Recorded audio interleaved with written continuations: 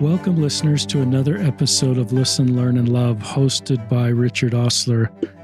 We did an episode 652. Dr. Julie Framini McBride did a podcast about helping women solve porn use. And then she has got a couple cohorts, I guess is a good term, that are also talking about really important subjects in our faith community, and kind of roped them in to be on the podcast. And one of those is our guest today, and we have one coming up in a while.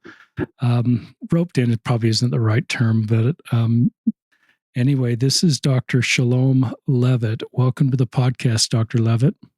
Thank you. I'm delighted to be here. I'll read you a little bit of the bio of Dr. Leavitt. She is an assistant professor in the School of Family Life at Brigham Young University, where she researches sexual function, sexual mindedness, and the connection between sex and relationship well-being. She received her PhD from Penn State. Her research specifically examines how being present, accepting, and non-judgmental is linked to improved sexual functioning and satisfaction. Dr. Leavitt's research has been published in academic journals, including the Journal of Sex Research and Archives of Sexual Behavior. She teaches seminars on sex and healthy relationship around the world. She grew up in Yakima, Washington, with 7 sisters and 1 brother. She attended BYU as an undergraduate in economics and then went on to the J. Reuben Clark Law School. On the first day of law school, Chelom met David Leavitt, and they are married. And they married after their first year of law school. Chelom practiced family and estate law for years, and then returned to get her master's degree in marriage and family and human development. And Dr. Leavitt then was invited as a Fulbright fellow in Ukraine and taught in Kyiv. If I say that right, is it Kyiv? Yeah, excellent. She also ran a research study in Ukraine on how religious and secular traditions were associated with couples and parent-child well-being. And so you have we're going to get into the content you develop, but there's a really unique personal story there. You have a JD from, which is a Juris of Doctorate. I actually Googled that, listeners. I've always heard people get JDs from law school. Yeah, just a lawyer. But then you shifted gears, and you're married, you have 8 children, you have 4 grandchildren. So you have a very unique personal life story. I'm sure if your younger self could see where you are now in your first year at BYU, you're shaking your head sideways. You would never have imagined. Never. In fact, I almost dropped out of BYU my freshman year because I had a lot of crazy things going on, and I failed a math class. And I called my dad and I said, I'm coming home. I'm not cut out for this. And he said, why don't you just give it one more semester? And so I did, and sorted things out and found out I was cut out for it. And I'd love at some point in this podcast, we do this a lot with people that are kind of further along in their professional careers, and to give advice to younger people, younger women and men. I think it creates vision for younger listeners that are wondering how my life is going to work out. Is it all worth it? And your story shifted gears professionally, going from law school to where you are now. Yeah. But tell us about the work you do, just so people can kind of frame it in their mind, what you do. Well, I do research on sex and how sex contributes to happy, healthy, stable relationships. And I kind of have a little niche in that I was listening to some other researchers talk about mindfulness in education and how it really helps teachers cope with the stress of teaching. And they were talking about how just this simple practice of being aware and non-judgmental can really lower anxiety, diminish stress, and in an education setting, right, it reduced burnout.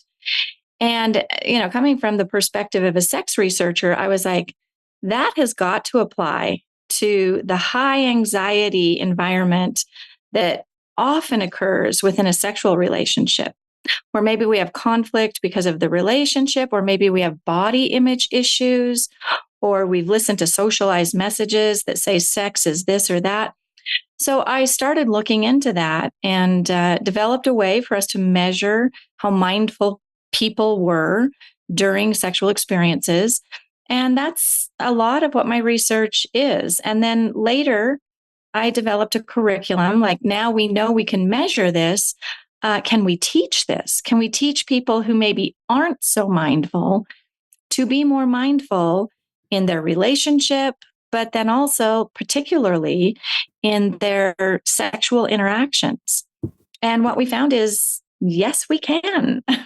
And it has a huge impact on their well-being, not only in their sexual experience, but in their relationship as a whole, right?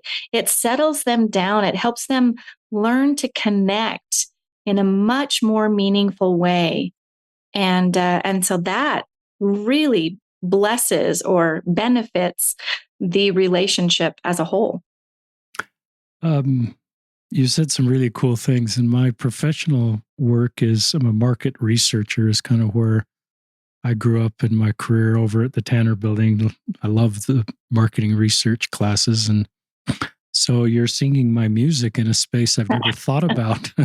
If we can measure this, we can teach this. What a powerful concept. So talk more about that. And I'd love you to talk about, BYU's support of this. Here you are, you're a professor at BYU, how BYU feels about this. I sense our church and BYU is very supportive of this type of research. But so you could talk, or you could just go wherever you want to go, Dr. Leavitt, it's your time.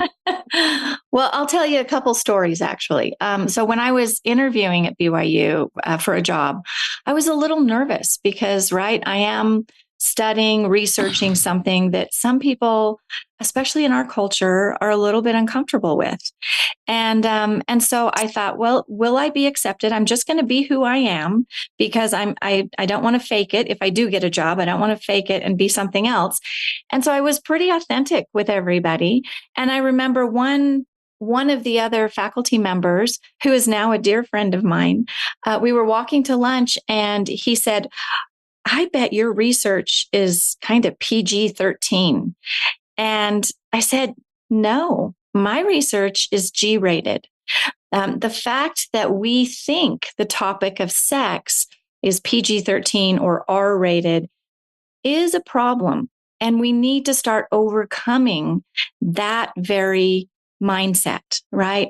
I talk about my research to my children regularly. And we are very comfortable talking about this in not only a matter of fact way, but also a spiritual way, right? Letting my kids know that Heavenly Father wants us to love this part of who we are, and embrace it and understand the beauty of it and the power of sexuality. And what I fear is that we've become so shut down and taboo about this topic that we've really given a lot of power to Satan, to define what it is and to make us feel shame about these very beautiful aspects of what God has built into us. So that's one story. My next story is kind of just about this idea of BYU being supportive. What I found is that as I was moving ahead in my research, and I was getting published pretty regularly, because this combination of sex and mindfulness is something that a lot of people haven't heard of. But when they hear of it, it's like, that makes sense. But I have no idea how to do that. So I was wanting to take it to the next step, like we just talked about, and start teaching it and seeing how it benefited relationships. If we followed a couple for 6-8 months, could we track their improvement? And so I needed to get some additional funds to start this research. Within my first year, Not only did I get funds from my department, but also from the college. And these were just from people evaluating my research and the quality of it. And I felt like I was very supported financially, but also in every other aspect. I had colleagues who co-authored things with me, helped me in my intervention, really kind of set me up as an even better researcher. Lots of really good support there. Why? I mean, I think the answer is obvious, but I'd love to have you share why you've received so much support. I think people can see the value of what I'm researching. I think that once we can settle down and let our fears kind of dissipate on this topic, we all know that this is a deeply important, critical topic for each of us individually and in our marriages. This is something that has been long distorted. And so for us to actually openly talk about this from a perspective where we understand that God embraces this part of who we are and wants us to have a beautiful connection with our spouse.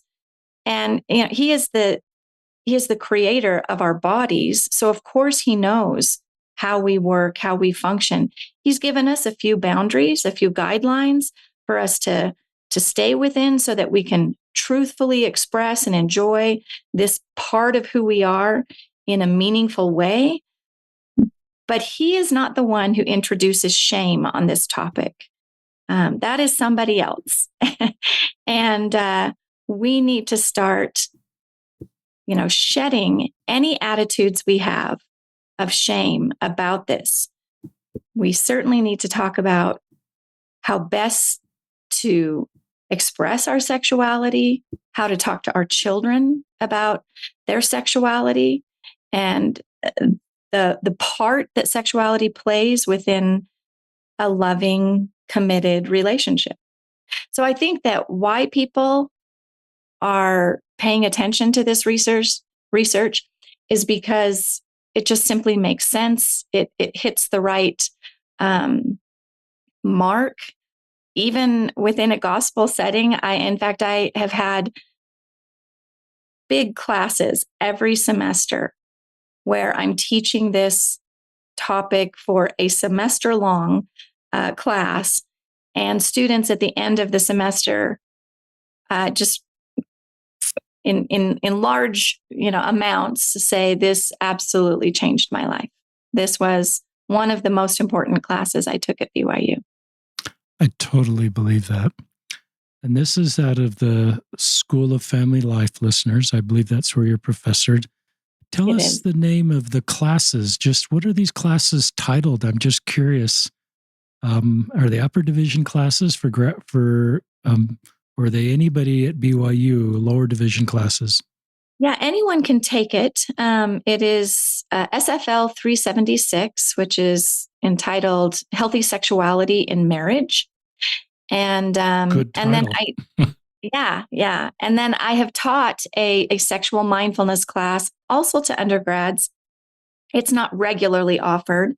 And then I teach marriage prep and kind of the idea of how to start off with good attitudes, how to first of all have a growth mindset yourself and start working on improving yourself as an individual, and then how that can transfer into creating a healthy, strong relationship and marriage in the future. That's really cool. Doesn't surprise me that those classes are full, and I just wish every Latter-day Saint had that kind of content available to them, especially, growing up, even at any age for that matter. You said some things that really resonate with me. I wrote down, he does not introduce shame on this topic, meaning our Heavenly Father. Listeners, this has been a long journey for me to understand shame and the role that I believe Satan uses to create shame around different things. And the power of shame then to separate us in the love of God the love of ourselves. And there is so much shame around this topic. But I think, education, talking about it, fact-based research, classes like this sort of take the shame away. And I really agree, we're sexual beings. This is part of our mortal journey, and it's a good thing. And I think I kind of was generally taught that growing up. I'm in my 60s, but I didn't, there was no conversation growing up or no classes like this, no discussion about this topic at church. And so, I was kind of on my own. My wife and I had to figure this out. I remember reading a book before we were married that was helpful, but that's kind of it. And mindfulness is a new topic that particularly our kids are very aware of and using in a way that's very helpful. Them bringing mindfulness into this experience is really thoughtful. Just keep sharing, your passions, and you could talk more about this space. You could give principles for couples that are listening right now that just want to do better and don't want to wait to read something or just want to hear like top 5 tips, or you could do anything you want to do. I kind of just let my guests run with what they want to share. Let me just share a little bit more about mindfulness. Okay. I think the reason that mindfulness is kind of a little trendy right now is because we live in a pretty chaotic world. We are pulled in many directions, lots of stimulus in our just normal everyday life. And so this idea of slowing down and paying attention to just the moment that's right in front of me, that's something we need to think about, because we've become so engaged in multitasking and distractions that it probably is something we need to practice. I was just telling my children the other day, they were asking me about my childhood, and I said, well, I grew up in kind of a farm setting, and we were outside of the city limits, and there were orchards all around us and a lake, a little ways behind our house. And I didn't have a neighborhood of friends. And so I spent a lot of time thinking and walking around the lake and just pondering my life, what I valued, how I felt at the moment. And I don't think we have enough time nowadays to do that. And so I think it's a really great practice to just, for a few minutes a day, set everything aside, clear your mind, and just focus on your breath. Your breath, is generally what people kind of anchor into in a meditation, mostly because, there's no special reason why, but your breath is just always with you. No matter where you are, there's your breath. You could focus on the beating of your heart if you could connect with that. You could focus on sensation or a mantra. There's lots of ways for us to slow down and start paying attention to, how am I experiencing this moment? Am I feeling a lot of stress? If so, why? And maybe just starting to process our own experience as mortal physical beings, right? And what we know, when people do that, they feel more connection, first of all, with themselves. They start recognizing their emotion. Emotion is so big, and we do not talk about it enough. Emotion is the main part of a sexual experience. And again, so many people go through the mechanics of sex, of feeling their body, experiencing arousal, and going through that without connecting with the emotion that also brings up. And so what we have is what some researchers have termed,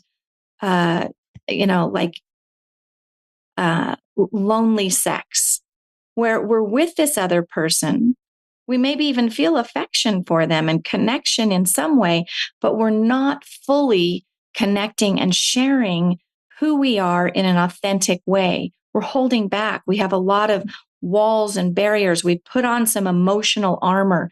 We maybe even have put on emotional armor that we ourselves haven't penetrated, right? We've isolated ourselves. And so what mindfulness does, it just helps us start breaking that down and starting to really feel who you are as an individual. What are my emotions? What are my thoughts? What am I hiding? What do I want to share? And then we can do that with our partner, right? We start sharing, experiencing these emotions, this idea of being mindful and in the present moment with our partner and as we're sharing our bodies with each other. And that takes it to a completely different, or just makes a completely different experience. Talk to the partner that wants to do this, is sort of saying, honey, I think we could improve our sexual experiences. And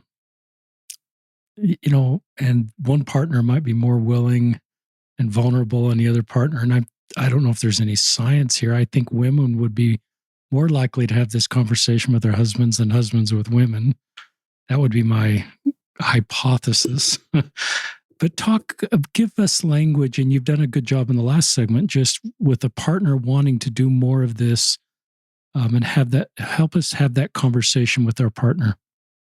Yeah, it's interesting. Relationship education actually has a lot of good information about how this process occurs. And you're right. It is generally women who are kind of driving this train to be more emotionally connected. And I think that's occurring for a number of reasons. I think men have been a little socialized to not be emotional. It's not manly to cry or to feel too much intense emotion, period. And so I think men are at a little disadvantage, but they can overcome that, right? And so if their wife is inviting them to let's share more emotions, let's be more connected. Oftentimes men will resist a little just because they feel uncomfortable. They're in uncharted territory. They don't have practice like women do talking about emotion in much detail. However, I have found in my research, because it is couched within the topic of sex, men are much more willing to talk about emotions if it is connected to sex, because men are generally much more driven by sex than women are. We know in almost every study out there, men have higher sexual desire than women do. That's a universal. Now, when we put this sharing and connection in context of a sexual relationship, men are like, yeah, I have some interest in improving that part of our relationship. So what happens is, it's the medicine of being more emotional is delivered in the package of talking or improving your sexual relationship. And so what we have is many more men are willing to sign up for my classes on sexual mindfulness than a normal relationship education class. So that's a real bonus. What I would say, if couples are in this spot where the wife is thinking, I would really like to feel more connection, more emotion with you.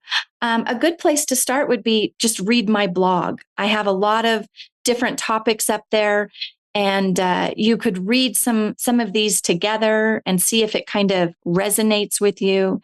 And then occasionally we offer classes. Right now they're all in person, but we are working on creating an online class as well, so that people can take it at their own pace and in the privacy of their home. But right now it is in person. And what we find, we have actually done, studies on this. So we have followed the participants in these classes, measured how they felt before the intervention, after the intervention, and then like 6 months later. And it's pretty dramatic. Couples feel not only did their sexual satisfaction increase, but so did their relational satisfaction, their emotional connection, their sexual communication. And interestingly, not that this is important, but it is interesting. All areas of their sexual behavior increased, right? So there was more kissing, more sex, period, of all varieties. And so couples are feeling like this is a part of their relationship that has just opened up, and they are exploring things that they hadn't before shared. They are seeing how it kind of, the tentacles of a happy sex life go into every other area. They feel more creative, more at peace, more stability. It's very interesting to read the comments of the participants who have gone through this. Great segment. Listeners will link in the show notes to your blog, but just tell us how to get to your blog if someone wants to just hear it and write it down mentally. Yeah. So I have both a blog, just my own website, which is just my name, chelomleavitt.com. I also have been asked to regularly blog for Psychology Today. So again, that's just under my name. And a lot of them are shared in both places. But I also have a podcast. So I talk with different guests, and then I also talk with a couple of BYU professors about our research or topics that we notice coming up in our classes or just in our other, conferences or seminars. I love, you said this, but I just want to make sure I understood it, is if you improve a relationship and the communication during sex, that scales into the entire relationship. I think that's what you're helping me understand, is improving, absolutely, being vulnerable and honest and developing these skills of vulnerability is probably the best word, but and talking openly about how each partner feels in this very intimate setting. That to me would scale to the relationship. It could improve the entire relationship as you just develop better skills of mindfulness and communication and vulnerability. And any more thoughts on that?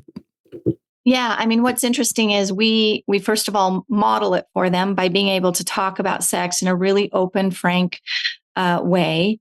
But then we give them some skills. We have them practice, certain activities. Some can be done right in the class. Some we ask them to do at home because it's much more private. But we're helping them practice doing the most difficult conversation, which is typically sex, right? Or even problems within their sexual interaction. And so they're practicing the most difficult topic. And then it's easy to then say, oh, yeah, and we also need to talk about who empties the dishwasher and how often we, go out to dinner, whatever the other issues are. After seeing how to successfully move through this hard topic, it's much easier to then bring up other things that have kind of been lurking beneath the surface that we now can tackle because we feel some confidence, some efficacy in our ability to talk about these hard things. This is kind of a tangent, but I remember when I was a YSA bishop, we do these final interviews with the YSAs, and they kind of wanted to know a checklist sometimes of what was okay in the bedroom and what wasn't. And they thought I kind of had the inside scoop that we share in the last interview. And I just told them, first of all, I realized I didn't know what to tell them. And so I asked some therapists, and they said, well, I think the best thing you tell them is there's not a checklist. They just have to decide what brings them together and is equally beneficial to both of them. And the church doesn't have a checklist, and you as a YSA bishop shouldn't. Because I remember my own experience being interviewed by my YSA bishop in 1980. He did give me a checklist, and he actually said, you can break the law of chastity in your marriage, but he didn't ever say how or why. And it just kind of left me with this, it created probably shame, Dr. Leavitt. Yeah. And big question mark. And so it was this kind of like, so I don't know if, so that's kind of where I netted out towards the end of my YSA assignment and I would actually proactively tell the YSAs, because a lot of them, I think, were wondering. And there's, the principles are it needs to bring you together and be equally beneficial to both of you. And you need to figure that out and not share that with other couples to figure out, that intimate part of your relationship, how it compares to others. Any advice to local leaders or couples as they're starting out? And, I just wish I probably wish I'd heard you talk about this segment before I was a YSA bishop. Well, I think you're really wise in helping them understand that decisions about sexuality come under the personal line of revelation, right? So the two of you should be prayerful about it and certainly talking with each other about what's good in our relationship, what makes me feel connected to you, like I'm respecting and honoring you, and that the same is happening for me. Now, the thing I want to mention here is that oftentimes what might happen is one person has an idea of what they would like to try. And so they share that with their partner, and the other partner shuts it down and says, that's, shameful, or that's not okay. When that happens, we need to do a little more conversation, right? We need to have a little further conversation. Why is the person wanting to do what they want to do? Let's explore that. What does that make you feel? What are you hoping to gain from it? And why do you not want to do what is being suggested? And it might be because of some really negative socialized messages you got from your mom or your young women's leader that, wearing lingerie was slutty, or, whatever. And so we have to kind of uncover as a couple why we want to or not want to do certain things. Now, as long as they're honoring and respecting and focused on each other, right? We're not bringing in pornography or a third person or, something that's outside of our marriage. As long as we're doing that and it's within, these respectful boundaries that God's given us, we really need to be investigating why we might have a hang up about doing something or not doing something, and explore that together. That's going to take some time. I'm going to have to kind of sort through, why do I feel hesitant about this thing or the other thing? Or why do I really push for this position or this sexual act? And let's talk about that as a couple. The opportunity this gives us is to know each other at a much more intimate level, because each of us is going to have to say, I'm going to think about why it is I like this or I don't like this. And then we're going to talk about it as a couple. That is such an opportunity for deeper intimacy. And we need to take advantage of that. That's part of why sex is such a bonding experience. If we're going about it in a healthy way, we're learning things about this person that they haven't shared with anybody else. We haven't shared this part of ourselves with anybody else. And it's vulnerable, right? We feel like maybe we'll be judged for it. But if it's met with love and we're disclosing openly, here's an opportunity for some connection that's really going to create deep roots in our relationships. Wow. That was a terrific segment. I thought of that segment as you were answering that question, also in the context of when kiddos open up to mom and dad about sex. And I'm just thinking the way you handled that last segment is the way we should handle those sort of questions.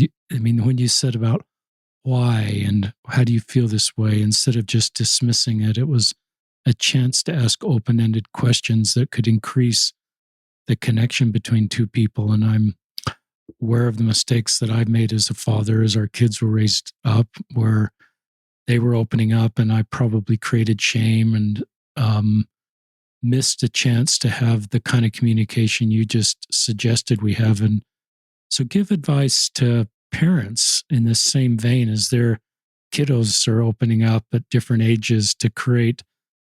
I would think one of the biggest goals of these conversations is to create no shame in their questions and to create this relationship of open, honest communication. I'm a safe person for you to open up about the realities of your life.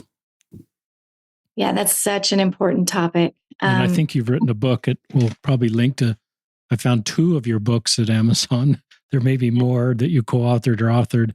One is a better way to teach kids about sex. So, and that would be a great resource. And it will go into more detail for what I'm going to say here. But I remember a number of times some of my children coming to me with either a question, or maybe they felt they'd stepped over the line that we had discussed as a family with our own values, and maybe they were just curious about something, right? So any of those contexts, when children come to us and they're asking us something pretty vulnerable, and maybe they've already experienced like some guilt over it, and so for us to shut it down or to not honor what it is they're saying creates just that very thing you said. It creates this environment of shame. And so I remember one time when I did get it right was one of my kids came to me and had indicated they had a bit of a habit of touching themselves. And I remember here's where my mindfulness kind of came into play. I was really grateful for this. I could just take a breath, before I said anything, and just kind of like get present with myself. And I remember feeling a little emotional and just saying, thank you. Thank you for telling me that. Thank you for sharing that with me, because that just makes me feel so honored that you would trust me, and that maybe we've created an environment here where we can talk about these things that are super sensitive. And so I just think if parents could maybe take a pause and just express their gratitude to their children for being willing to invite them on this part of their child's journey. It's a scary thing to learn about something as vast and intimate as our sexuality. And then other times when children maybe had questions, they had heard something from their peers or a movie, who knows where they might have been influenced. And so they wanted to ask a question. Never put it off. Answer right away. Say, you know what? And tell them how important that question is. And maybe you don't even have the answer, and admit that and say, wow, such a great question. I'm not sure I know. How about I do a little research from some safe sources I know about, and I'll come back to you tonight or tomorrow, or, however long it's going to be.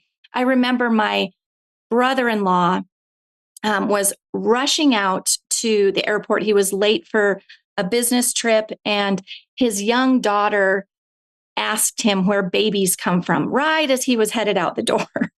And he said, "Oh, sweetie, I really want to tell you all about this, but I just don't have time right now. We'll talk when I get home."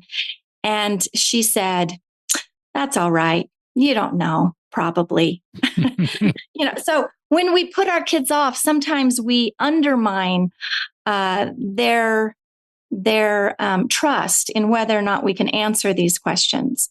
So we need to answer immediately, take the time, really respect the fact that they would be so willing to include us in this part of their journey of discovering, what it means to be a sexual being. That was a great segment too. I've never thought of mindfulness, taking a breath, and in the middle of being asked a question from a kid. And I loved your answer of thank you for inviting me. I think you used that word into your life. If I'm a kiddo and I hear that from my parents, that's a pretty empowering feeling that this is my life. I own my life. But my mom, my dad want to be a part of this journey with me as a trusted partner. And yeah, they know a lot and I want to learn from them. I just love that. I also have thought about this, listeners, and I've shared this before. One thing I like that we did as parents is we told our kids any word they heard at school, they could tell us. and they would not get in trouble. And we would tell them what that word meant.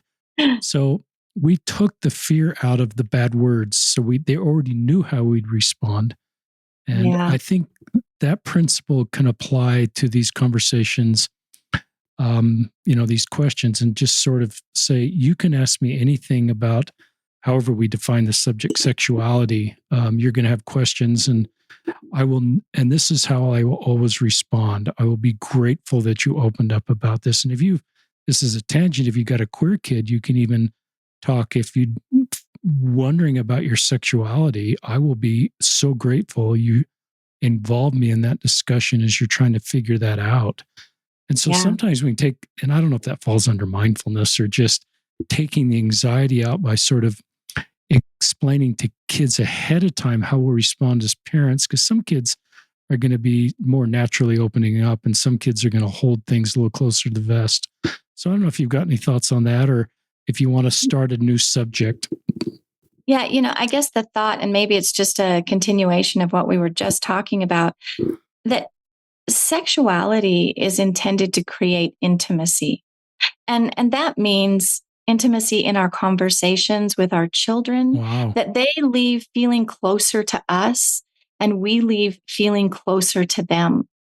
And so we need to make sure that that's the environment that we're creating, and that it's not a lecture. Instead, it's a discussion. I'm asking them how they feel, and I'm learning from what they're telling me, what their experience is. I remember one time some of my high schoolers were talking about, these little rubber wristbands that promote different things. Well, I guess at the time they were in high school, part of the meaning of those wristbands was that you were up for different sexual acts. Like, different colors meant different things that you were willing to do. And I did not know that. That was news to me. And so when one of my kids was asking me about this, I'm like, I do not know. And I am so glad you would share that with me. And so letting them understand that you're willing to learn from them too. I want to know what they're experiencing inside their head and with their, in their environment. I want to know those things because they matter deeply to me. Just them as a person, they just matter to me. And so that we could talk about something so important as sex, whatever that means, that's a pretty beautiful part of developing that strong relationship with my child. It creates intimacy. Certainly as a couple, as we talk about sex and engage in sex, you would hope it's creating deeper intimacy. But what's surprising is that I find in my research, it doesn't always. Oftentimes, sex is a wedge. Sex is something that creates distance between couples or parents and children. And we need to repent of that and find better skills to employ so that we're creating connection. Keep sharing. What else is on your mind? I'm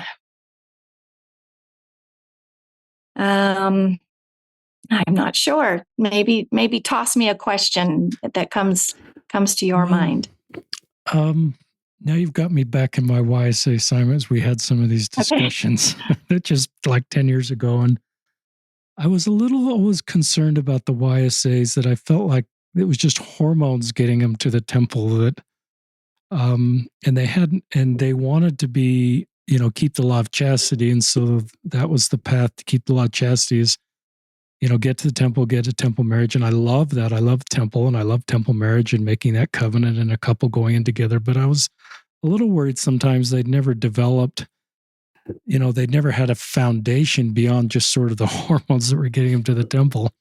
Now that's not true, and that's not completely fair, because then there were some YSAs that had you could clearly tell that they had this deep foundation of trust, honesty, vulnerability, and hormones. And any just advice to couples that are dating, just to develop, maybe the groups that are, maybe that group that's clearly in love and, they want to keep the law of chastity and they want to get at the temple, and just any advice to that group or any advice you want to give generally to couples as they're dating and getting engaged and the things they can be doing during that time to improve their marriage. Yeah, lots of thoughts. How's that for an hour question? I love that. I remember I was teaching a seminar over in Eastern Europe, and this, I think it was a father, raised his hand, and he was kind of ashamed, but he said, she wasn't even a teenager yet. I think she was 12. My daughter is just so boy crazy, and all she can do is just think and talk about boys, and she wants to, be with boys all the time. And he said, how can I just help her? She's just out of control. And again, I think it's important for us to pause and kind of feel what he must be feeling. And I just said, I think you can be grateful that everything is working as it should. Her hormones are kicking in, right? She is attracted to other people, and she is wanting to explore those relationships in more depth, right? Now, certainly we want to keep them within boundaries, like what you were saying. And I'll tell you why we want to keep them within boundaries. There's some science behind all of this. I love that my testimony is strengthened when I am engaging in my research. Heavenly Father gave us boundaries around our sexuality for a really wise purpose. We know that as we feel heightened arousal, a number of hormones increase in our body. And one of those hormones that increases is oxytocin. And sometimes oxytocin is called the attachment hormone, right? We attach to other people. A mother, after she gives birth, she has just a huge rise of oxytocin so that she can bond with that baby. Well, the same thing happens in a lesser degree during sexual arousal, right? Right as we have heightened arousal and orgasm, we have this burst of oxytocin, and we literally are bonding with this person that we are near to. Now, if we do this with a number of random people, we're bonding with an awful lot. Our body can't help it. We connect with that person emotionally. And through this attachment process. But then it gets broken, right? If we're not in a committed, loving relationship, that attachment gets broken and we have to move on to a new partner. And if that happens repeatedly, we might have a little attachment problems, right? We might not be able to attach when we are in a loving, healthy, committed relationship. We might struggle to attach like we would want to. Can that be overcome? Absolutely. But it's going to take some extra work. So a loving Heavenly Father who knows how our bodies were created and made said, hey, let's just keep this within a committed relationship. Let's reserve this sexual expression for a committed, loving relationship. Then when I attach, when I bond with this person, I can bond in every way, right? Not just physically, but emotionally and spiritually and relationally. And what I like to tell my young students is that, it's kind of like we have these dials that we're trying to keep pretty even, right? There's the touch dial. How much do we touch each other? There's the commitment dial. How committed are we? And there's the trust dial. How much trust is there in the relationship? We want to keep those all at about the same level.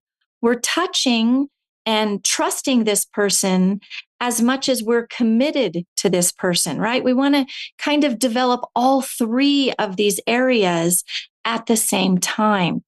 And I love this thought from, it's actually a pastor, and he just recently died, Pastor Timothy Keller.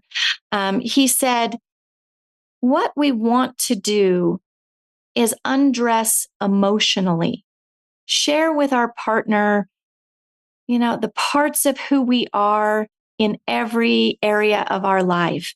And the more we're able to create this trusting relationship that's got a little level of commitment, that commitment is deepening as we share more and more with each other.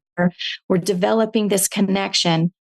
Then at some point, when we have made a commitment to this person, undressing physically is just a natural outgrowth of that.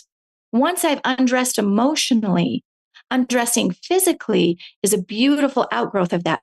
Now, if I reverse those roles, if I undress physically and I share my body with somebody, they may not be willing to also share my soul, right? My emotions. And then that's where we have a lot of heartache, a lot of betrayal, a lot of a lot of disconnect happens there. And I have a friend who actually researches kind of the hookup culture and how it can be really damaging for both men and women, maybe more so for women because women invest emotionally a lot quicker than men do. But what we see is that spells trouble when we're sharing our bodies before we've shared our soul and have a level of commitment that can create a safe, committed, loving environment. Well, that's a terrific segment.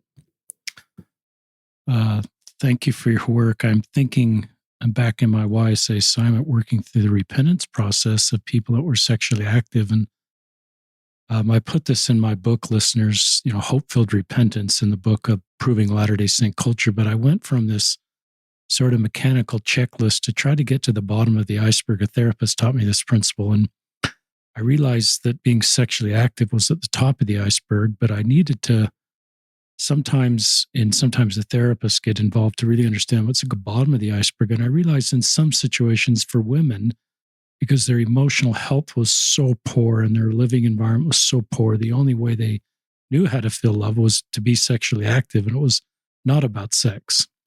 And if I just treated it about sex, I was often adding to her burden. So I learned I had to be, I just couldn't say, okay, if you're sexually active, this is the 6 things that are your repentance process. It had to be more nuanced, that it had to be led by the Spirit. And I had to be sort of, I'm not a therapist, but I had to be open to trying to understand what was at the bottom of the iceberg. For most of the men, it was about sex. But for some of the women, and they were in the hookup culture because that's the only place they could feel love. It's the only way they knew how to do that. And it wasn't sort of this intentional, I want to disappoint God, so I'm going to go on the hookup culture. It was more about the bottom of the iceberg challenges that need to work through, often with a therapist and not necessarily a bishop. So there's just, I don't know how you feel about that, but I just got more nuanced in helping people through the repentance process. Yes, being sexually active before marriage is a sin. Not taking that away, but sometimes the bottom of the iceberg is more nuanced. So I don't know. I think a lot of women in our culture and maybe other religious cultures and maybe just in general in society, I think women struggle a little bit to understand how to be fully autonomous. They've given their autonomy over to other people, or they've been taught from the time they were a child that they had to, live life the way their parents wanted them to live.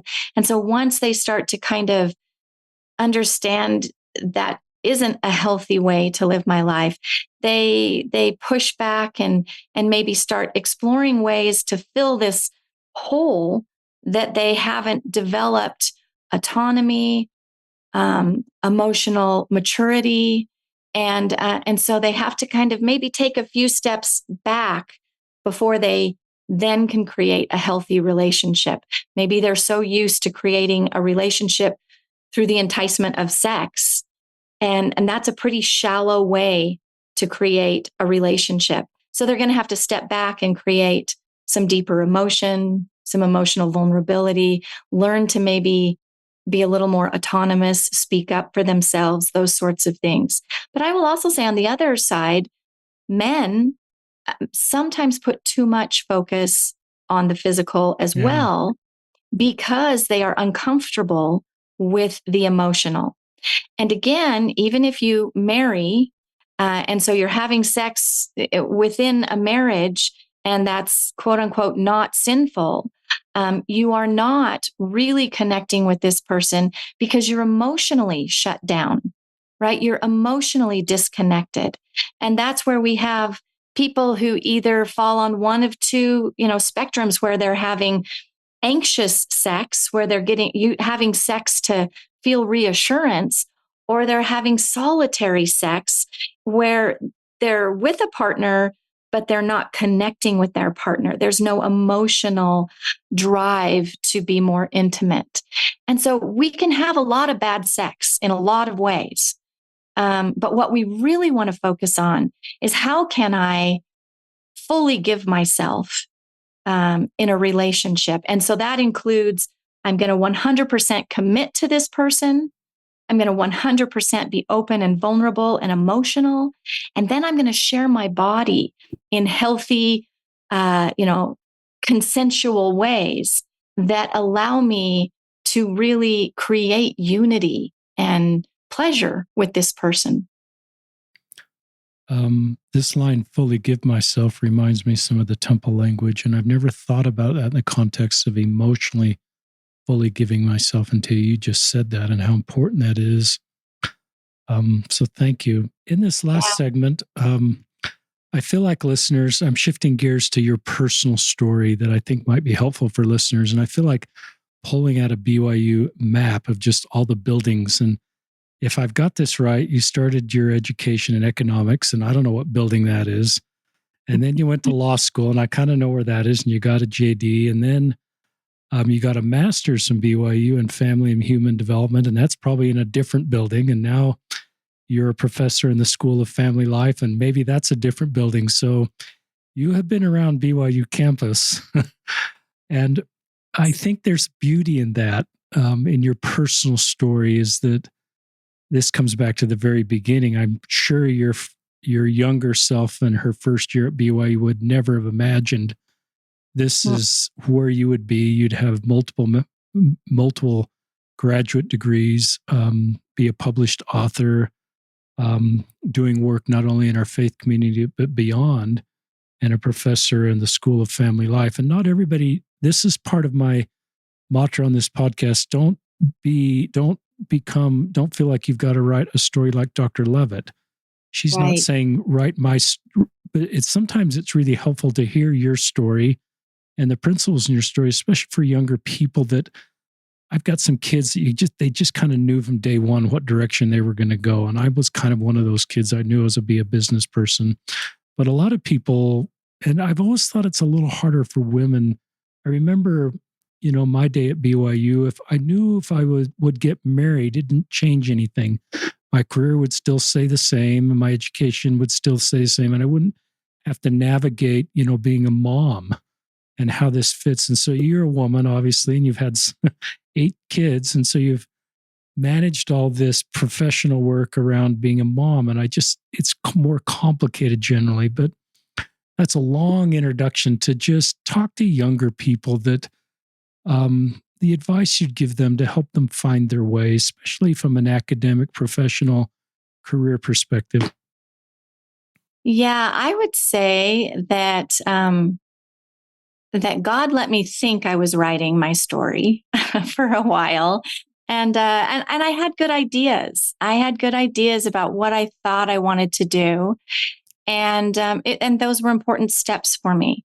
But I never imagined where I am today. And I think that's because at some point, and this was a long process filled with lots of tears, I let God write my story. And that is scary because I remember one time getting a very clear answer to prayer that was not the answer I wanted. And the explanation of why that was the answer were just these words: Shalom, if you will listen to me, I will make more of you than you know that you understand you can be, right? And that scared me. And that was actually when I was taking the step into this PhD that I'm doing now. I had a bunch of kids when I started this PhD, and we were moving across the country, and it was a very different place than BYU. And I was none of the typical things that their students were. And I think at first, people at Penn State were pretty suspicious of me. I was conservative, a Mormon, a mom, all these things that they were not and did not necessarily like. I would say by the end of my time at Penn State, I was good friends with everybody, and I That's cool. collaborated with lots of people. And that was a scary step for me to take. And I learned a lot about how to trust God during that journey. And I had lots of failures. And it's not that I want to emphasize those failures, but I want to mention them because sometimes, and I include myself in this group, especially women, we feel like if we fail, that's just not for us, that we just better take that off our list. If I wasn't good in a certain class, or I wasn't good as I didn't get into a program I thought I would get into, we say, okay, well, that must not be for me. I want to tell you, it still could be for you. And maybe these are just setbacks that are going to teach you something about grit or about humility or whatever it is. Because I know I had plenty of failures along the way. And each of those failures actually taught me to trust God and to hunker down and work harder. And sometimes as women, we think there's only one path forward, right? We're going to be a wife and a mother. And those are beautiful paths. I love those paths in my life. But I also know that God intended me to do some other things that are also meaningful. And that's good too. And so I always tell young women who are thinking about this, they're feeling those promptings.